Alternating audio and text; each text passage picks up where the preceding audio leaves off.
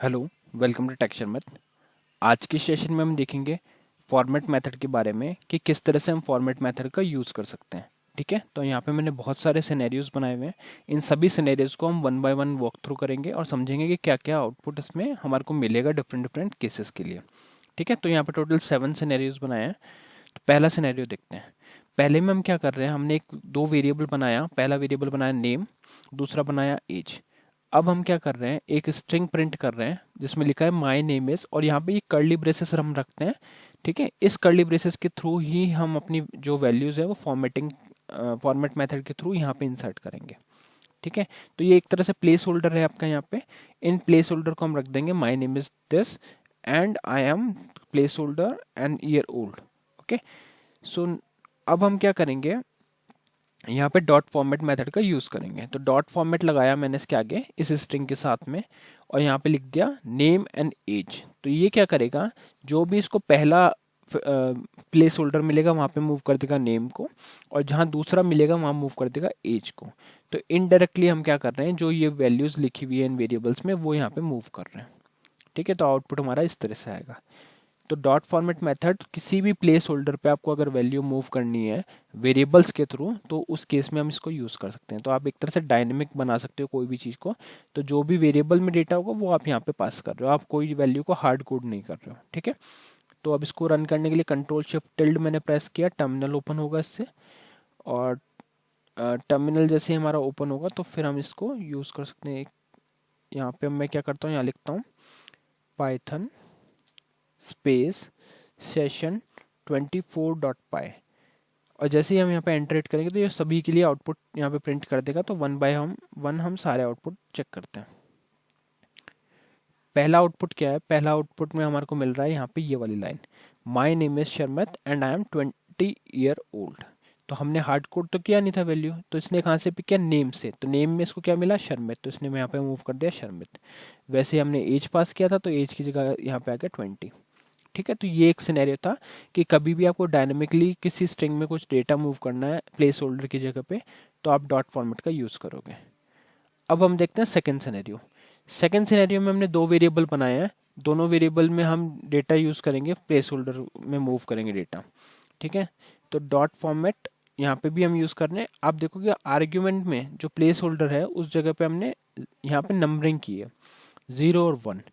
तो इसका मीनिंग क्या है कि अगर मैंने यहाँ पे 0 पास किया तो जो पहला आर्ग्यूमेंट है मेरा वो इस जगह पे मूव होगा, और जो मैंने 1 पास किया वो यहाँ पे ये वाला। तो ये 0 1 ऐसे इंडेक्सिंग रहती है इसकी। तो आप चाहो तो इसको चेंज भी कर सकते हो। तो अभी मैं इसको पहले इसका नॉर्मल आउटपुट दिखाता हूँ, फिर इसमें चेंज करके देखेंगे।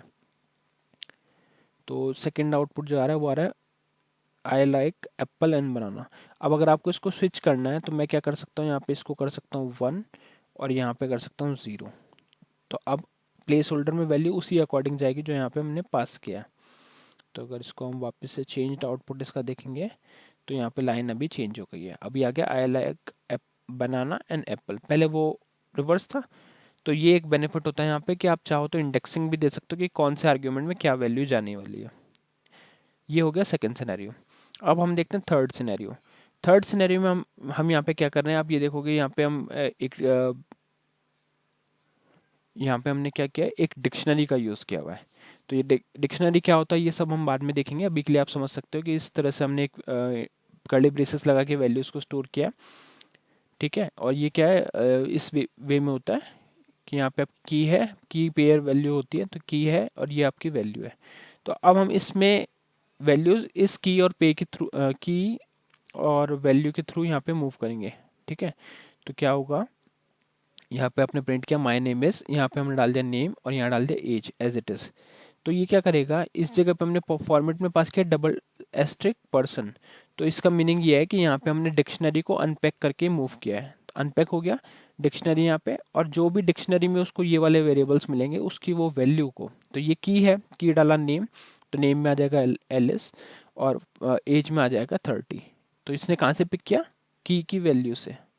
ठीक है, तो अगर आप देखोगे आउटपुट तो यहीं पे यही आ रहा है, my name is Alice and I am 30 year old. तो ये एक एडवांटेज है। अब हम देखते हैं कि आप जब भी डिक्शनरी को पास करना चाहते हो तो स्टार स्टार हम लगाते हैं अनपैक करने के लिए। तो डिक्शनरी पहले अनपैक होगी फिर इसमें वैल्यूज मूव हो जाएगी। अब देखते हैं फोर्थ सिनेरियो। फोर्थ सिनेरियो में हम यूज़ कर रहे हैं पाई, तो हमने एक कांस्टेंट बना रखा है पाई, है ना, पाई की वैल्यू है यहाँ पे। अब इसको मूव करेंगे तो द प्रिंट करते टाइम क्या लिख रहे हैं, the value of pi is approximately. अब यहाँ पे प्लेस होल्डर में आप देखोगे कि पहले हमने एक ब्लैंक फील्ड रखा, फिर कॉलन लगाया, फिर .2f लिखा। तो इसका मीनिंग यही है कि जो भी हम वैल्यू दे रहे हैं उसकी डेसिमल वैल्यू की फॉर्मेटिंग करने की 2f होना चाहिए। तो अगर इसको मैं पेज डाउन करके आपको वैल्यू दिखाऊंगा तो इसकी वैल्यू आ रही है 3.14। वो इसलिए आ रही है क्योंकि यहाँ पे हमने 2f सेट किया हुआ, .2f, तो वो सिर्फ दो वैल्यूज को ही शो कर रहा है इसमें से, उसके डेसिमल हमने यहाँ पे सेट कर दिए। डॉट फॉर्मेट में हमने पाई डाला, बस प्लेस होल्डर में हमने वैल्यू को थोड़ा सा इस तरह से मॉडिफाई कर दिया। डॉट पहला वैल्यू आ जाएगी कॉलन और फिर .2f, तो दो वैल्यूज तक वो शो करेगा। अब देखते हैं फिफ्थ सिनेरियो। फिफ्थ सिनेरियो में हमने यहाँ पे क्या किया है, एक स्ट्रिंग लिखा है twinkle twinkle little and curly braces में ब्लैंक जीरो रखा हुआ है। तो ये क्या करेगा, जो आप स्ट्रिंग पास कर रहे हो उसको एज इट इज पास कर देगा। तो यहाँ हम वेरिएबल ना यूज करके स्ट्रिंग पास कर रहे हैं, तो उस केस में इसको कंप्लीट कर दिया इसने। यहाँ पे आप देख रहे हो स्टार आ रहा है। अब देखते हैं सिक्स सिनेरियो। सिक्स सिनेरियो में हमने क्या किया है, एक स्ट्रिंग रखा है, इस स्ट्रिंग के साथ में अब अलाइनमेंट हम कर सकते हैं डॉट फॉर्मेट के थ्रू। तो अलाइनमेंट करने के लिए क्या करते हैं, पहले प्लेस होल्डर में पहली चीज ब्लैंक रखते हैं, फिर कॉलन लगाते हैं। अब ये सिंबल क्या है, ये सिंबल इंडिकेट कर रहा है कि आपको लेफ्ट अलाइनमेंट करना है। तो यहाँ पे लेफ्ट अलाइनमेंट आ गया, और फिर लिख दिया हमने 10, तो इसकी विड्थ कर देगा 10, इसका जो साइज होगा वो 10 हो जाएगा, और उसमें ये लेफ्ट अलाइनमेंट कर देगा। डॉट फॉर्मेट में टेक्स्ट डाल दिया। तो ये अलाइनमेंट का वे है, ये आप ध्यान से समझें। पहले ब्लैंक है कर्ली ब्रेसेस के अंदर, फिर है लेफ्ट अलाइनमेंट का सिंबल, और फिर 10 उसकी डिजिट लेंथ कर दिया। तो अब आप देखोगे तो ये क्या कर रहा है, हेलो हेलो है, उसके बाद में वर्ल्ड। तो डॉट टेक्स्ट जो था हमारा उसमें ये यहाँ पे से देखोगे तो ये 10 डिजिट हो गया और लेफ्ट अलाइनमेंट हो गया इसका, है ना। और अटैच किससे किया हमने, वर्ड से, तो ये यहाँ पे इजीली अटैच हो गया लेफ्ट अलाइनमेंट के साथ में। सेकंड सिनेरियो में हम क्या कर रहे हैं, सेकंड सिनेरियो में हमने सिंबल चेंज कर दिया राइट का, तो उस केस में क्या हो जाएगा, राइट अलाइनमेंट हो जाएगा। इसको अगर मैं पेज डाउन करूँ तो यहाँ पे हो गया ये राइट अलाइनमेंट, ठीक है, यहाँ पे हो गया राइट अलाइनमेंट। थर्ड सिनेरियो है जिसमें हम कर रहे हैं सेंटर, तो ये हो गया सेंटर। थर्ड सिनेरियो में यहाँ पे सेंटर में आ रहा है, तो ये टोटल 10 लेंथ इसने पिक करी और उसमें अलाइनमेंट कर दिया। तो ये तीन सिंबल आपको समझने जरूरी है, ये है लेफ्ट अलाइनमेंट, ये है राइट अलाइनमेंट, और ये है सेंटर अलाइनमेंट। बाकी फॉर्मेट वही है, वैल्यूज मूव होगी, जो भी आप यहाँ से पास कर रहे हो, टेक्स्ट पास कर रहे हो तो वो मूव हो जाएगी, बस उसको लेफ्ट अलाइनमेंट, राइट अलाइनमेंट और सेंटर अलाइनमेंट हम यहाँ से सेट कर रहे हैं। उसी तरह से हम फिलर भी यूज कर सकते हैं।